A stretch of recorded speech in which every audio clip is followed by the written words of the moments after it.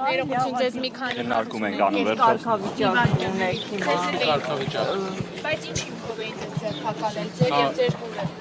Ճիշտը որ ասեմ, մենք չհասկացանք ինչ հիմքով ինչը վերջ։ Հիմա էլ չենք հասկանում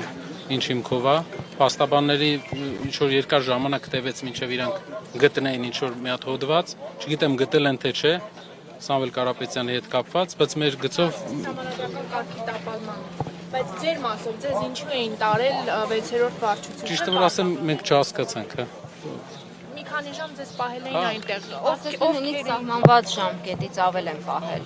Բայց չհասկացանք ինչ էր, ու պարզ է, բոլորս էլ հասկանում ենք ինչ էր, ինչ որ էմոցիոնալ պորտկումների արդյունք է։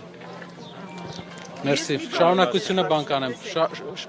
Գնենք շարունակությունը հետո կանցնենք։ Տեսնում եք քաղաքական հետ, միջամտություն։ Ինչ կասեք, ինչով եք բացատրում, ինչով եք բացատրում այս գործողությունները, Սամվել Կարապետյանի նկատմամբ ու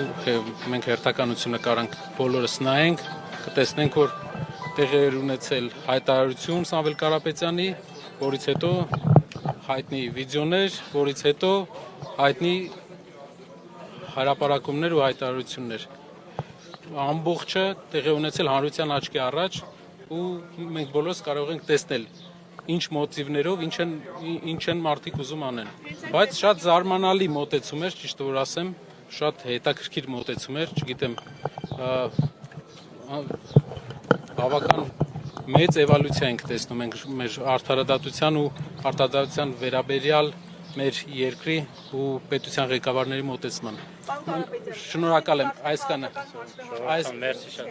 հաշվի արդարը ասում են խառնում են մեր երկրի ներքին կյանքին։ հաշվի արդար չի կարող լինել մի պարզ պատճառով, որ պետք է հաջող լինի, որ հաշվի արդար լինի, հաջող